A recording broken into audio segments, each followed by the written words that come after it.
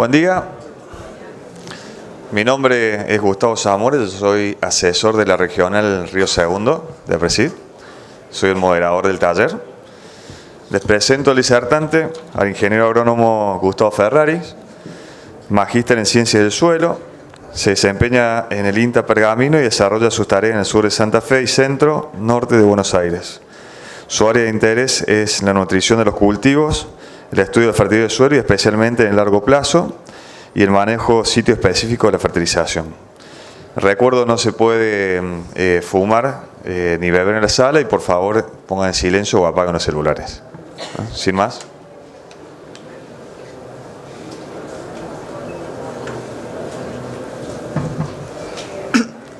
Buenos días. Gracias, Gustavo, por la presentación. Muchas gracias a todos ustedes por venir. Un viernes a compartir, digamos, la última mañana del Congreso para después, si Dios quiere, volver en paz a casa. Y le agradezco también a la gente de Agrefer que me invitó, digamos, a hablar de fósforo, un tema que tanto nos gusta, digamos, y tanto nos entusiasma. Y creemos que es una problemática desde el punto de vista de la fertilidad tan importante para nuestros cultivos. Vamos a ver si encaramos. Ahí está. Bueno, ahí estamos. Entonces, cuando empezamos a hacer el foco, digamos, en este nutriente que es sin duda, digamos, uno de los más relevantes y quizá uno de los problemas más endémicos de fertilidad que tenemos en la región pampeana, digamos, fósforo significa portador de luz, digamos, porque cuando se lo aisló básicamente se lo detectó porque era fosforescente, es un elemento que emite luz sin producir calor. Tiene funciones trascendentales en la planta como, por ejemplo, el desarrollo radicular, influye en la relación biomasa aérea-raíz. Ese es un caso, digamos, muy interesante. Digamos. Nosotros todos pensamos que y sabemos que, digamos, una carencia de fósforo limita el desarrollo radicular, pero lo hace más con la biomasa aérea, de modo que cuando hay una deficiencia, la relación biomasa sobre el suelo, digamos, y biomasa radicular disminuye, es decir, la raíz es más chica, pero sobre todo, digamos, el área foliar es menor y disminuye la captura y la intercepción de luz. Afecta la tasa de crecimiento inicial, por eso, digamos, vemos la mayor expresión de los síntomas y el mayor efecto sobre los rendimientos se produce por carencias tempranas durante el ciclo de cultivo. Y básicamente cuando hay una carencia, entonces vemos una planta de menor tamaño y con menor capacidad para capturar radiación. En la región pampeana norte, digamos, la principal reserva es la fracción inorgánica de los suelos, el fósforo ligado a los complejos arcillo-húmicos, mientras que si nos vamos a otras regiones más frías, como por ejemplo el sudeste de la provincia de Buenos Aires, predominan más bien formas y fracciones inorgánicas. Es un elemento de muy baja movilidad en los suelos, lo cual ha determinado la práctica usual, digamos, de la localización cercana de la línea de siembra, y la captura, digamos, se da por difusión, que es un movimiento de corta distancia desde zonas de alta a baja concentración. Todos los nutrientes que se mueven por difusión, el análisis de suelo es un buen predictor, por eso nos apoyamos tanto en el método de Bray-Kurz para conocer su disponibilidad. Como decíamos entonces, el método de diagnóstico asumido, digamos, y sobre el cual los comparamos es el análisis en los primeros centímetros del suelo, la capa superficial. No tenemos otra manera de ponerlo que a la siembra o en presiembra, porque nos gusta localizarlo y, digamos, ya cuando el cultivo implantado ya es muy difícil hacer esa práctica. Lo mismo si lo incorporamos en cobertura total, se trata de dar un tiempo, digamos, para la incorporación y eso hace que se lo haga a la siembra o en presiembra.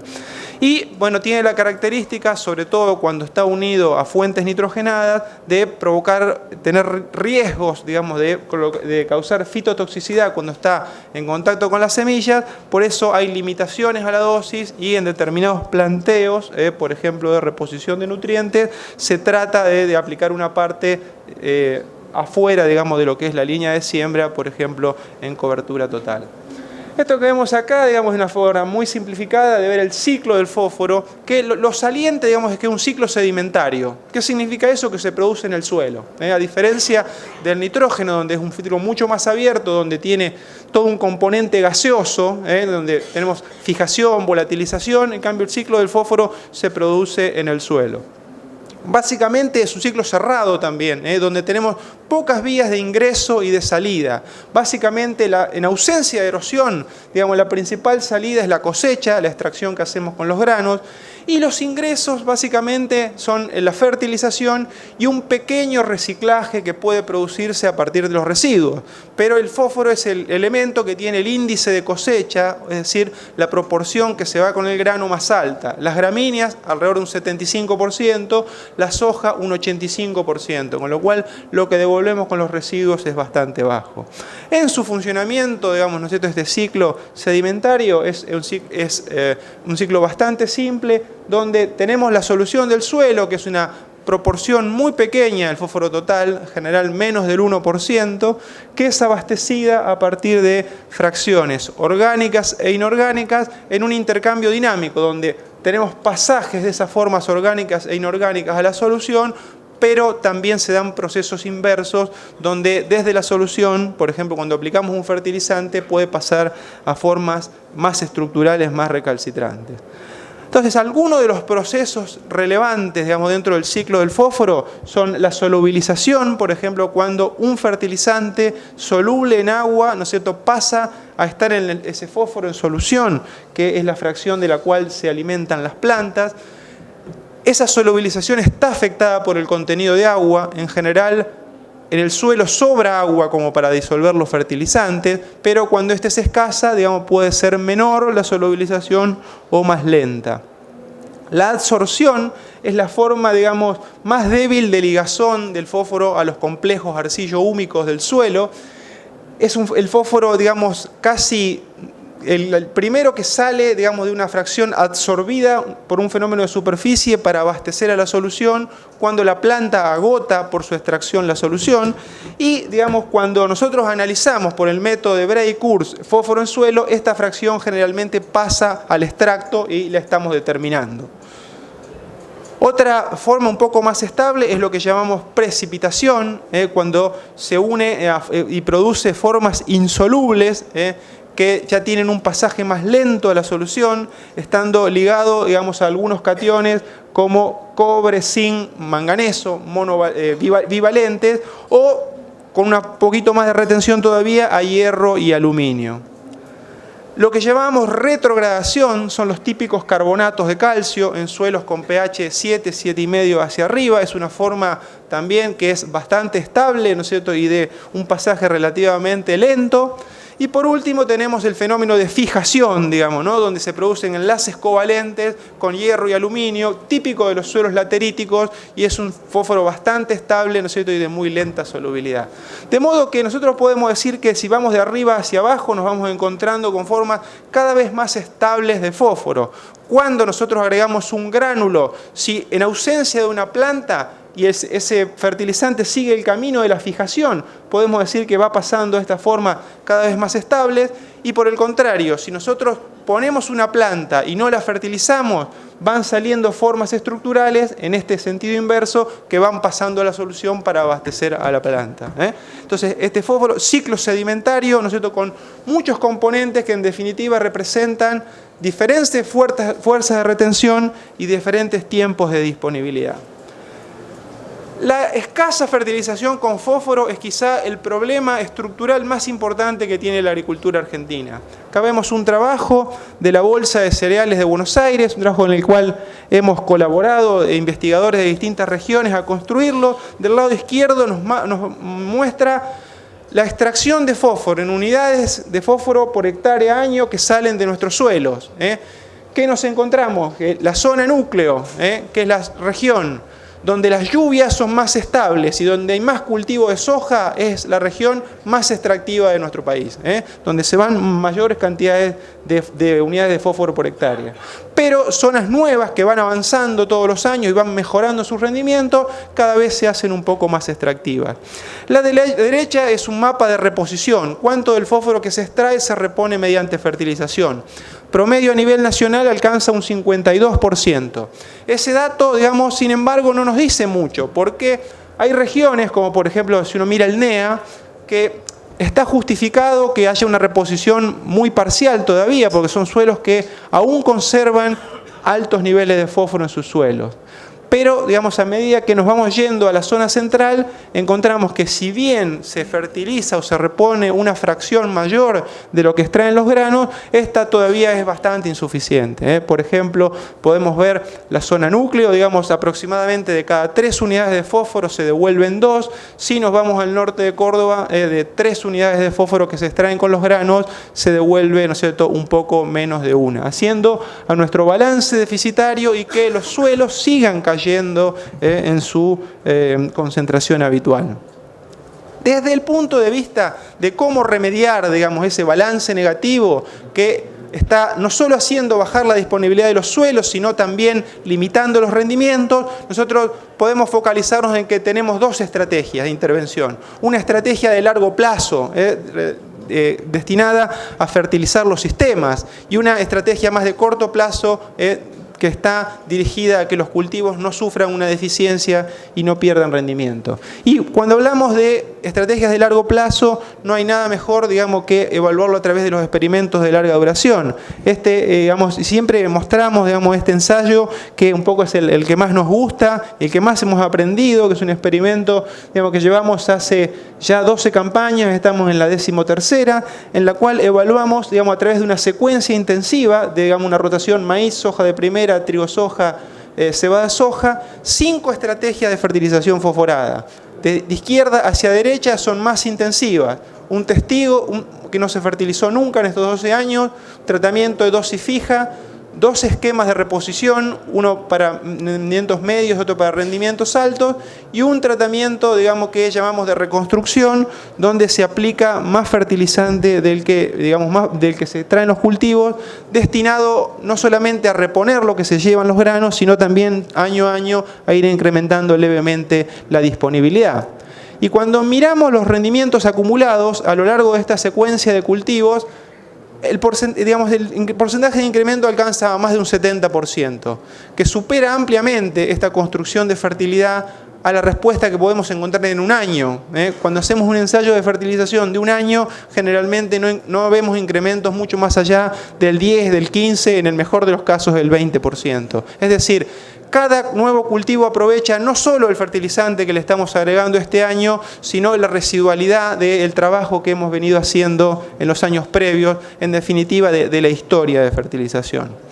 Ahora bien, sí, digamos, las estrategias de largo plazo son las más exitosas y, quién sabe, las más coherentes respecto del manejo de la fertilización fosforada. ¿Por qué los esquemas de reposición de fósforo son poco implementados? Y yo creo, digamos, que la respuesta está en esto. Aquí vemos el porcentaje de recuperación de los fertilizantes en el primer año de la fertilización en función de la estrategia. Y claramente vemos que cuando hacemos un esquema, digamos, de reposición o de reconstrucción, y en alguna medida queremos dejar fósforo en el suelo, la eficiencia baja, mientras que cuando nos manejamos con dosis bajas tenemos la máxima eficiencia. Entonces, digamos, en una agricultura que por las cuestiones económicas que todos conocemos y por también el gran porcentaje de suelos que hay bajo esquemas, digamos, anuales de producción, se privilegia el corto plazo y la eficiencia, aquella que nos permite ser precisamente más efectivos en recuperar lo que estamos poniendo en el corto plazo son las privilegiadas. Entonces, el esquema de suficiencia claramente, ¿no es cierto?, es el más utilizado, aunque podría no ser el mejor desde el punto de vista agronómico. ¿Por qué se producen, digamos, la fijación de fósforo y por qué, digamos, tenemos estas bajas eficiencias de recuperación? Mientras en los nutrientes móviles como nitrógeno, azufre, podemos llegar tranquilamente a un 60, 70, 80%.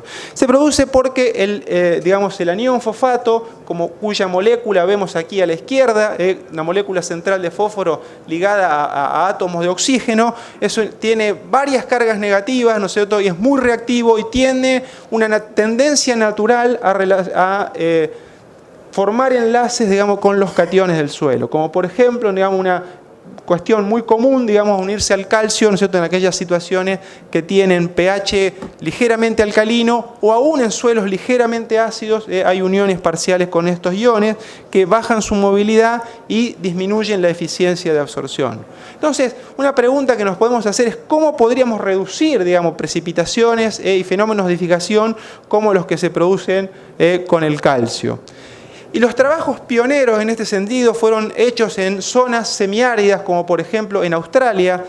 Y yo voy a citar acá los trabajos de un investigador que es McLaughlin, digamos, un investigador de la Universidad de Adelaida, que ha trabajado en empresas también como Mosaic. Y él postuló, digamos, en esos suelos que eran extremadamente fijadores, calcáreos, digamos, con un alto contenido de calcio y pH ligeramente alcalinos, que la precipitación precisamente se podía reducir por diversas maneras.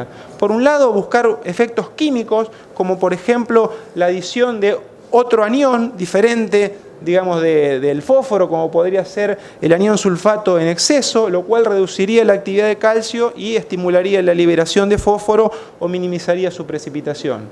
Otra alternativa, digamos, era hacer fórmulas complejas de los fertilizantes donde no solamente tuvieran la molécula del fósforo, sino tuvieran otros aniones, digamos, como puede ser precisamente el azufre que mostramos en primer lugar, pero también boratos, cloruros, o sea, otros elementos de carga negativa que, digamos, tuvieran la capacidad para complejar el calcio más allá de la que tiene el ion fosfato. Pero poner otros aniones en la formulación de una fuente significa diluirla, y para nosotros el elemento más importante es el fósforo. Por lo tanto, tampoco, digamos, se avanzó por esa vía desde el punto de vista de la industria. Y una tercera vía, digamos, ¿no?, que se buscó como alternativa a la solución de estos problemas de la retención del fósforo fue modificar la forma física aplicada para tratar de este modo de reducir las reacciones de precipitación. Una de las alternativas que se buscaron, digamos, entonces fue usar fluidos como fertilizantes fosforados tratando de disminuir o evitar estas reacciones. Entonces podemos decir que si nosotros queremos reducir la precipitación del ion fosfato y buscamos el camino de las fuentes, vamos a tener alternativas físicas y químicas. Las alternativas físicas pueden ser usar fuentes líquidas o fuentes microgranuladas que en general por producir, digamos, concentraciones puntuales de fosfato de calcio menores están menos tendientes a la fijación, algo que vamos a explicar, digamos, en la próxima diapositiva, o ir por alternativas químicas, como por ejemplo utilizar fertilizantes químicos de cadena larga, como son los polifosfatos, agregar solubilizadores sobre la fuente, digamos, tratando básicamente de acidificarlas, o también agregar algún compuesto orgánico que ayude a solubilización, o tratar de agregar algún aditivo externo que produzca el acomplejamiento del fósforo en la misma fuente, digamos, ¿no? Lo cual en Argentina no se ha evaluado con tanta intensidad, pero sí hay productos a nivel internacional que, bueno, han tratado, digamos, de ir por ese camino. Dentro, digamos, de las dos vías que tenemos, las alternativas físicas y las alternativas químicas, en general la alternativa física ha sido un poco más exitosa. Y, digamos, el fenómeno de precipitación en suelos con alto contenido de calcio se puede explicar de la siguiente manera. Cuando nosotros colocamos un gránulo tradicional, digamos un gránulo de tamaño grande, y en un suelo con un alto contenido de calcio, ese gránulo se va a hidratar a partir del agua del suelo, pero esa solución, digamos, acuosa, al tener un alto contenido de calcio, puede ser que la concentración de estos iones supere a su producto de solubilidad en la fase sólida, lo cual haga que precipite como fosfato de calcio en las inmediaciones del gránulo. Suelos secos o curvas de alta retención hídrica causada por suelos que son, por ejemplo, excesivamente arcillosos, van a favorecer este proceso. Si en lugar de colocar un gránulo que genera una alta concentración de fosfato de calcio en un punto, yo utilizo una fuente, digamos, ¿no es cierto?, que tiene una granulometría más pequeña, o directamente uso una línea, ¿no es cierto?, que me genera un continuo, se generan concentraciones puntuales menores. Es decir, más partículas de tamaño pequeño son más efectivas que pocas grandes, ¿no es cierto?, porque tengo mayor mayores puntos de disolución de fosfatos, y también esos puntos, al ser más pequeños, tienen una mayor tasa de disolución de fosfatos. Por supuesto que si genero una línea continua donde la concentración puntual es mucho más pequeña, en general también tengo menores reacciones de precipitación. Un ejemplo de estos trabajos llevados pioneros, digamos, en la modificación de la forma física de la fuente, llevadas en Australia, son algunos como los que mencionamos acá. Acá en este trabajo, sobre un suelo calcáreo, se evaluaron diferentes fuentes como fosfato monoamónico, diamónico, superfosfato triple, un fosfato monoamónico pero en forma líquida, ácido fosfórico y polifosfato de amonio.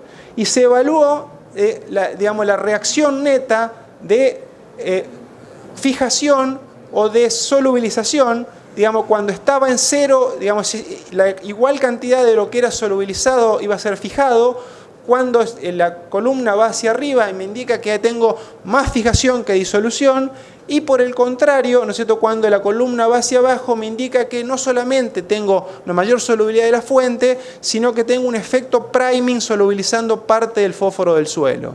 Entonces lo que observaron en este caso fue que mientras las fuentes sólidas tradicionales tenían mayores reacciones de fijación, las fuentes líquidas, y sobre todo cuanto más ácidas eran, no solamente quedaban más solubles, sino tenían un efecto también de solubilización del fósforo nativo en el suelo.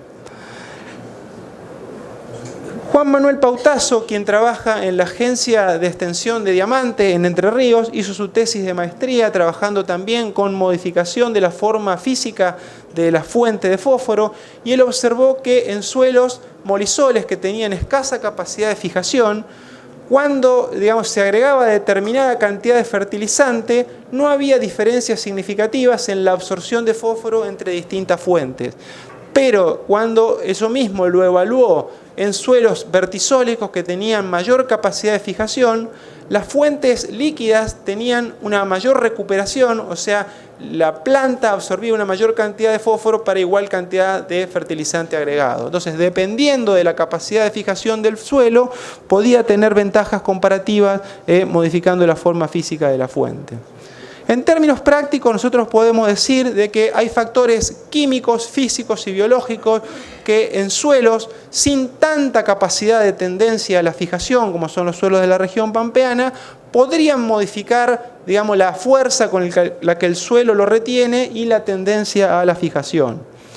Dentro de los factores químicos, podemos mencionar que la disponibilidad inicial de fósforo en el suelo, aquellos suelos que tienen un nivel de fósforo Bray bajo, tienen una mayor insaturación, digamos, en su matriz del suelo, y el suelo es como que compite más por el fósforo que estamos agregando como fertilizante con el cultivo. Tiene una mayor cantidad de calcio, magnesio insaturado, con lo cual se tornan más fijadores. Aquellos suelos que tienen carbonatos o pH mayor a 7 también tienen una mayor tendencia a la fijación. Los que tienen mayor contenido de arcilla, textura más fina, sobre todo cuando vemos porcentajes de arcilla en el horizonte A superiores al 20%, entonces tienen una gran cantidad de coloides que ayudan a la fijación. O por el contrario, mencionamos el pH alto, cuando los suelos tienden a la acidificación y empiezan a bajar su nivel de pH, por ejemplo, debajo de 5,7, ni hablar si nos vamos a 5,5, empieza a haber más hierro libre, ¿no es cierto?, que también tiende a reaccionar con los iones fosfatos. Y respecto de lo que son los factores físicos y biológicos, podemos mencionar que en aquellos casos en que hay arcillas de tipo expandible, 2:1, ¿no es cierto?, que son las hilitas de la zona central, pero sobre todo las esmectitas del litoral, como las de Entre Ríos, tienen más fuerza, más capacidad de fijación. Cuando los suelos, digamos, están sometidos a escasa fertilización, monocultivo, que van deprimiendo, digamos, sus características físicas, escasa cobertura, poca capacidad de explorarlo, digamos, las raíces de las plantas a partir de una escasa porosidad, o cuando tienen una baja actividad biológica producto de la degradación, bueno, son todos factores que desde el punto de vista, digamos, de la actividad de la planta y de los procesos solubilizadores que sobre todo generan los microorganismos, se ven limitados y hacen que, digamos, la capacidad de que ese fósforo pase a formas más disponibles para las plantas se vean fuertemente limitadas. Entonces, podemos decir de que dentro de todos estos factores que condicionan la solubilidad, digamos, y la facilidad de adquisición por parte de los fertilizantes, cuando nos encontramos dentro del círculo rojo, por decirlo de alguna manera, estaríamos en condiciones menos favorables para la disponibilidad de las plantas y más tendientes a que el fósforo sea retenido con mayor fuerza. Entonces, empezaron a jugar y a ponerse, digamos, a discutir términos como la disponibilidad, la eficiencia con la que tomamos, y se ve limitado su reciclaje en la solución. De modo que en nuestros suelos no tenemos un solo factor que sea determinante y que lo haga fuertemente fijador, como sería un suelo laterítico o un suelo con calcáreo. Pero sí tenemos condiciones predisponentes que hacen que tengamos una mayor o menor eficiencia con las cuales recuperamos los fertilizantes. ¿Qué vienen a aportar o cuál es el concepto que hay de trasfondo de las fuentes líquidas fosforadas? Bueno, se los utiliza generalmente aplicados al momento de la siembra, que es cuando tienen su mayor eficacia. Si se los localiza, por supuesto, cerca de la semilla también. Y un alto porcentaje del mercado de especialidades de Europa y especialmente de Estados Unidos, digamos, está ocupado por este tipo de fuentes. Es el clásico concepto de arrancador o starter del mundo desarrollado, donde se completa la fertilización realizada en el otoño, luego de la cosecha y previo a un frío invierno, donde se hace al voleo, el suelo luego se congela y al momento de sembrar los cultivos se le aplica una dosis de estos starter junto, digamos, o muy cerca de la semilla. En general evitan colocar altas dosis de nitrógeno a la siembra por una cuestión de fitotoxicidad y en algunos casos, como sobre todo en Europa, por reglamentaciones ambientales que, por ejemplo, no permiten colocar más de 4 o 5 unidades de nitrógeno al momento de la siembra. Entonces, si aplico 100 kilos de MAP, me paso. Entonces se tienen que aplicar bajas dosis y como se van a aplicar bajas dosis, se trata de usar fuentes lo más eficiente posible. Desde el punto de vista físico, digamos, al generar una línea continua tienen mayor superficie específica. Eso facilita la absorción de agua, disolución y liberación de nutrientes, haciéndolo que sea significativamente más rápida en comparación con las fuentes tradicionales y generan más puntos de difusión de fósforo. Desde el punto de vista químico, se trata de aprovechar el hecho de que sean soluciones para agregar varios nutrientes en la formulación. Por lo general contienen nitrógeno, fósforo y azufre. Es una muy buena oportunidad para aprovechar, para agregar nutrientes que sean, digamos, esenciales para las plantas, como es el caso de zinc. Y a nivel mundial se pueden encontrar también formulaciones que tienen magnesio o potasio, generalmente este último en baja dosis porque suele ser fitotóxico. Estas fuentes por lo general tienen pH ácido, lo cual favorece su solubilidad y también la del fósforo que está nativo en el suelo. El nitrógeno por lo general lo aportan en forma amoniacal y tienen una reacción ácida, lo cual, digamos, acidifica la rizósfera y facilita la disolución de fósforo. La proporción de elementos, formas químicas y dosis recomendadas en general, como se usan como starter, tratan de no causar fitotoxicidad y en ocasiones tienen aglomerantes, aditivos orgánicos y otro tipo de sustancias destinadas a complejar el fósforo. En algunos casos se le agrega ácidos orgánicos también que mejoren su solubilidad.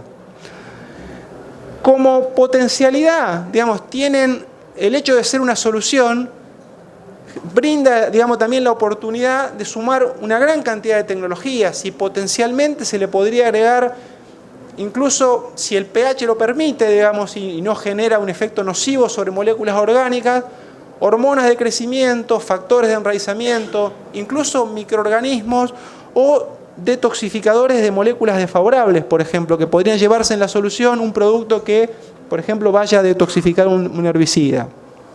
Lo cual les da, digamos, una gran potencialidad de explorar futuros usos que todavía hoy no se han utilizado.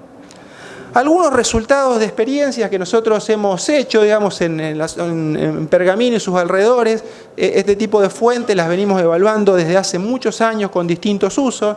Vemos que tienen muy buen resultado aquellas estrategias integradas, a modo o una similitud de cómo se utilizan, por ejemplo, en Estados Unidos, donde se aplica una parte de una fuente tradicional, en alguna medida destinada a completar o a no hacer deficitario el balance, y se completa eso con una fuente que tiene en general una mayor eficiencia localizada, ¿no es cierto?, cerca de la línea de siembra.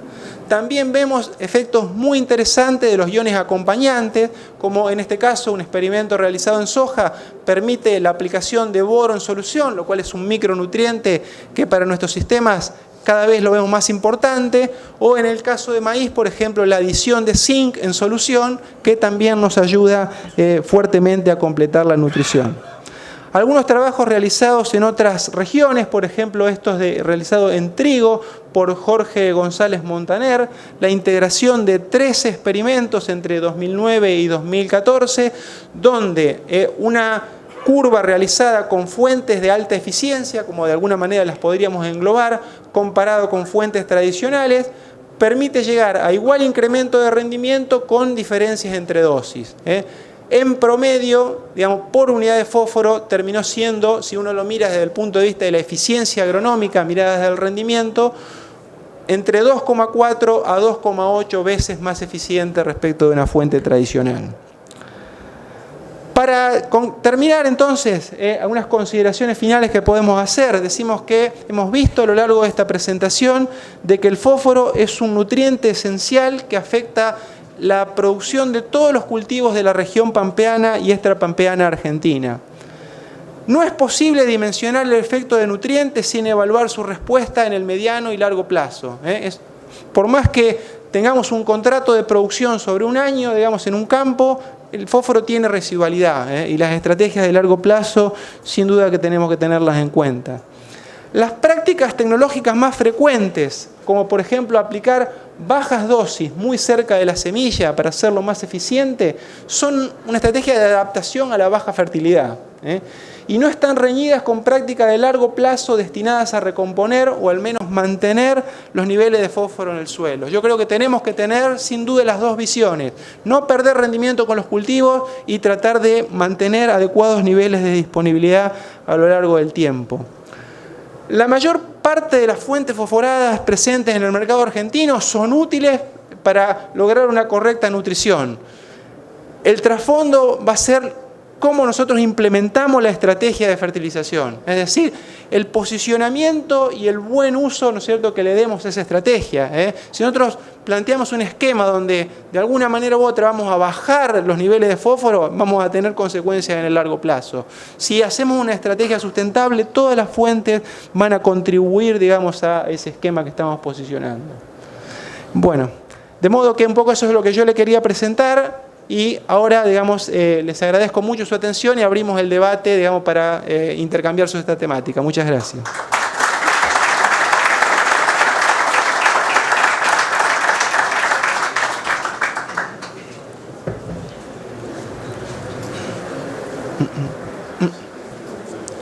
Gracias. Una pregunta.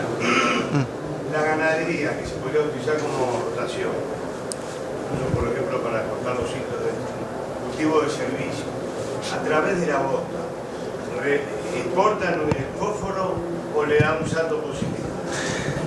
La ganadería y así las pasturas, digamos, son una estrategia excelente para mejorar la condición física y biológica de los suelos y para recomponer los niveles de aquellos nutrientes que están asociados a la materia orgánica, como nitrógeno, azufre. La materia orgánica va a aumentar en una rotación ganadera y voy a tener más oferta de estos nutrientes.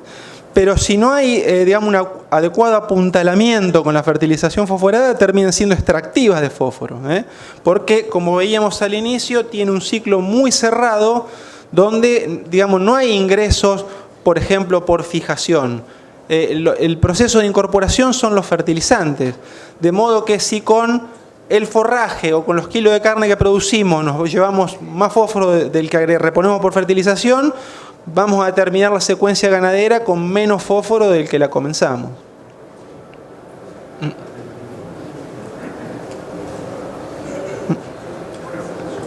Sí, Gustavo, buen día. Dos preguntitas. Una es con respecto al ensayo que tenés ahí en la zona, creo que de Arribeños. ¿Qué te pasó, digamos, en la parte donde hiciste el ensayo de suficiencia? Con el método Bray, ¿no te levantó muy de golpe la cantidad de partes por millón de fósforo? Porque es lo que yo estaba viendo. Y la otra es si tenés alguna experiencia con respecto a lo que son bacterias tipo pseudomonas.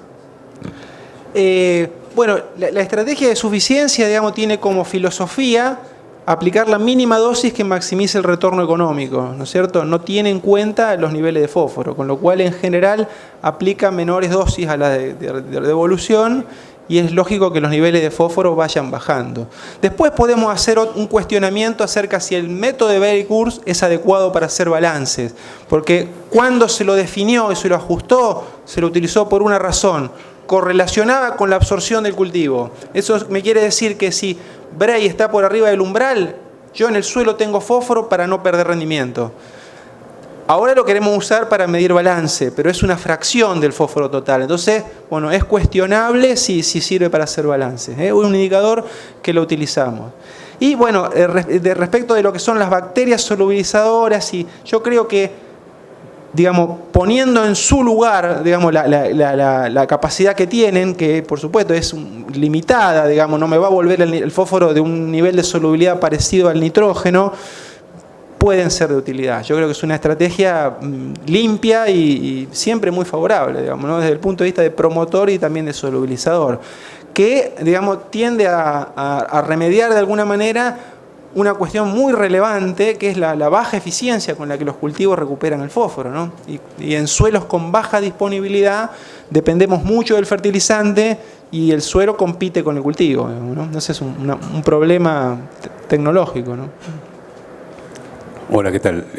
¿Cuándo te salís del Kurz y Bray en suelos alcalinos?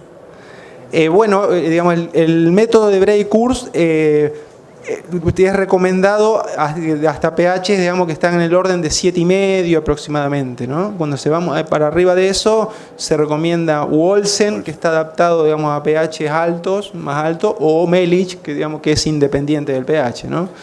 Pero bueno, es toda una decisión, digamos, salir de Bray-Kurz, porque lo que tiene es la referencia universal, digamos, ¿no? Todos sabemos de lo que estamos hablando. La segunda es, recién dijiste más o menos que preferías echar un fosfato diamónico o monoamónico antes que un superfosfato, ¿puede ser? En una soja, por ejemplo, que es más eficiente como fuente de fósforo. No, yo creo que debe haber sido este que yo mostré de McLaughlin, ¿puede ser? Sí. La que pasaste recién. ¿Esta? La otra. Esa. Claro, acá lo que compara es una curva, digamos, hecha por Jorge González Montaner, donde compara fuentes de alta eficiencia, como pueden ser las fuentes líquidas, por ejemplo, con las fuentes tradicionales. Y digamos, a 2,4 a 2,8 veces más de fósforo necesitaría para igual rendimiento.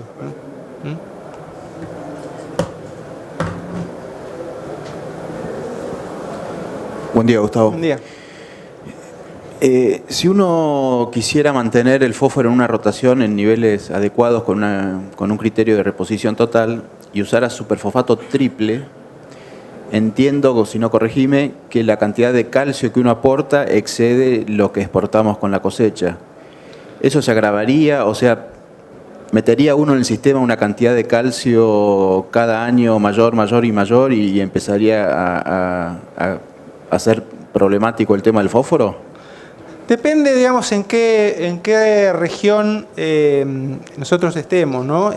Si uno se va, digamos, a una zona subhúmeda, el nivel de calcio es un poco más alto, digamos, ¿no? Por la constitución natural de los suelos, y en general no tienen tanta tendencia a la acidificación. Cuando nosotros vamos a la zona este, digamos, al este de la región pampeana, vemos que, por el contrario, digamos, el calcio tiende a salir de los sistemas. Por un lado, por la exportación de bases, ¿no? Con la cantidad que nosotros agregamos con los fertilizantes estamos cerca, pero casi no llegamos a cubrir el balance de extracción que realizan los cultivos, porque además no se usa todos los años. Por ejemplo, para el caso de las gramíneas, no es demasiado usado los fosfatos de calcio.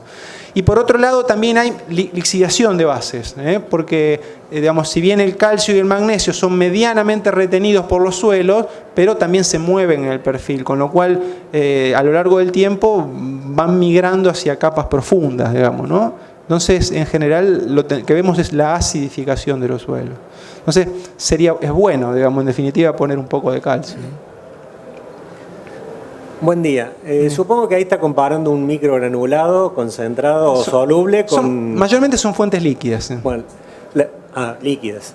La pregunta es, cuando uno aplica un diamónico, un monoamónico, del total de fósforo que estamos aplicando, con el correr del tiempo, ¿qué cantidad de ese fósforo nos va a quedar? Si es el 100, podemos contarlo, o parte queda retenido y no lo vamos a aprovechar nunca. Bueno, los experimentos, digamos, que se han hecho de largo plazo, evaluando un poco la recuperación del fertilizante, por ejemplo, haciendo una alta fertilización, y por 4 o 5 años no fertilizando y viendo cuánto es el diferencial de rendimiento. De esa manera se puede hacer un balance aparente, ¿no?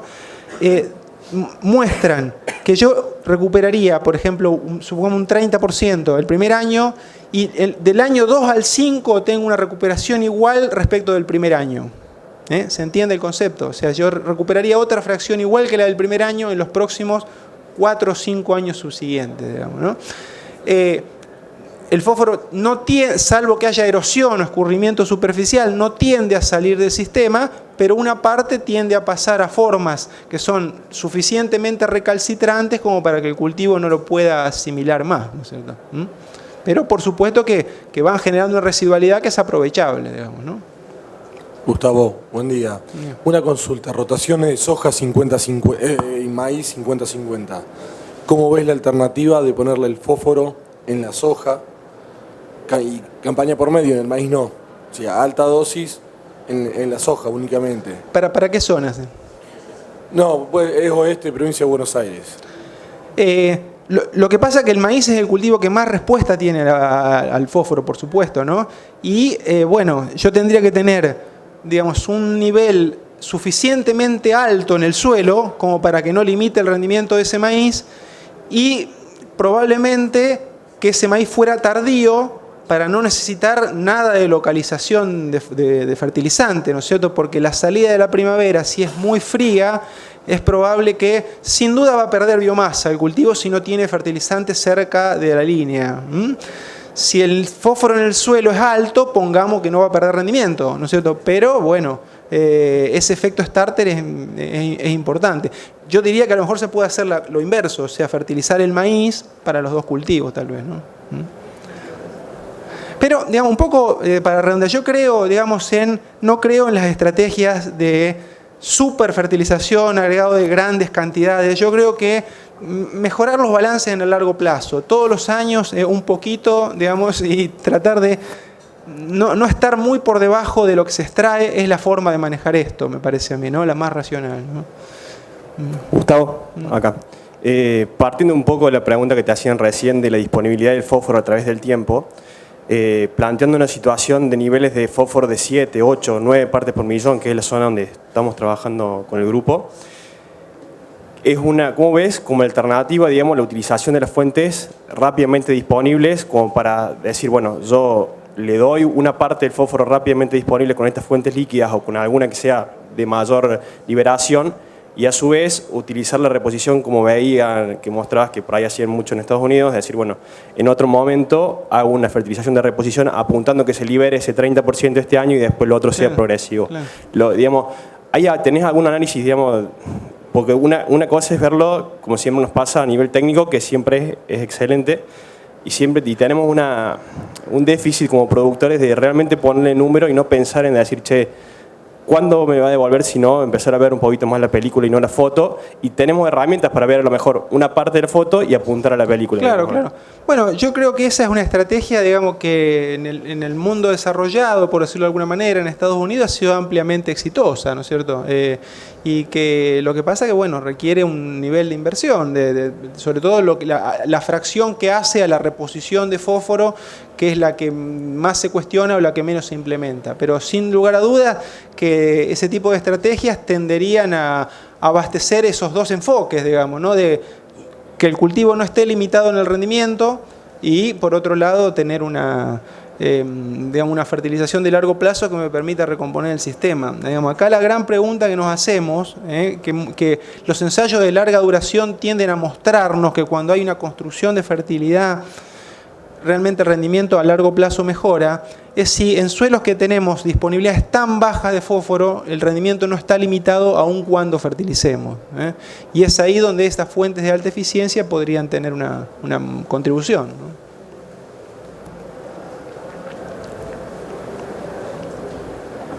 Buen día. ¿Cómo ves al nitrocomplex como fuente de fósforo?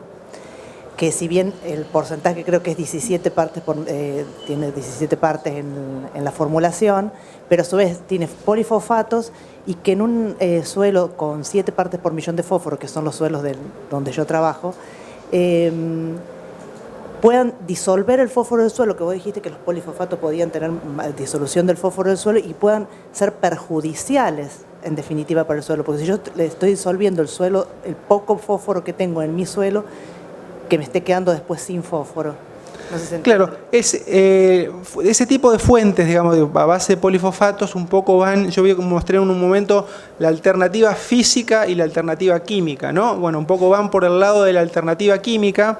La hipótesis es que al ser cadenas largas tienen menos, digamos, uniones libres para reaccionar, por ejemplo, con el calcio o el magnesio del suelo.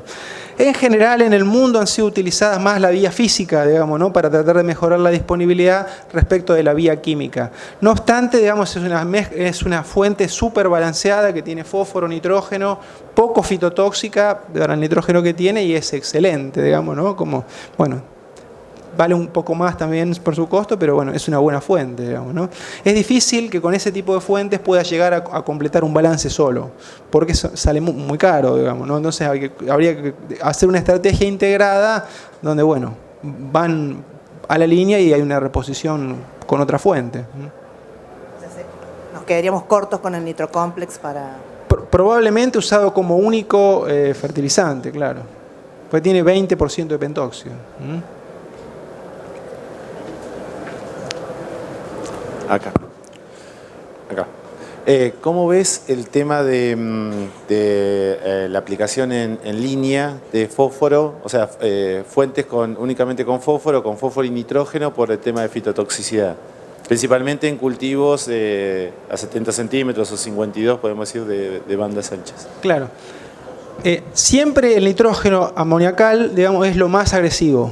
Toda fuente que tenga nitrógeno es más agresiva que aquella que no lo tiene. El fósforo provoca un efecto osmótico y en menor medida por cambio de pH, pero no tiene esa producción de amoníaco. De modo que para tener efecto de fitotoxicidad por el fósforo, yo tengo que estar tocando la semilla. No, por ejemplo, una aplicación de una fuente nitrogenada como fosfato diamónico que tiene una reacción muy alcalina, ¿no es cierto?, me genera alguna producción de amoníaco y cierto desplazamiento hacia la semilla. En cambio, en el caso de fósforo requiero contacto directo con la semilla. Entonces, cualquier mezclado que haga una sembradora, leve separación, remoción, digamos, ¿no es cierto?, distanciamiento, ya me va a servir para aliviar fuertemente esos efectos de fitotoxicidad, ¿no es cierto? Por lo que hace que en general, digamos, sean bastante toleradas las fuentes fosforadas puras, ¿no? Para soja son más deseables. Bueno, ya estamos con el tiempo cumplido, así que les agradecemos a todos. Bueno, les agradezco todas las preguntas y haberse venido hasta acá. Muchas gracias.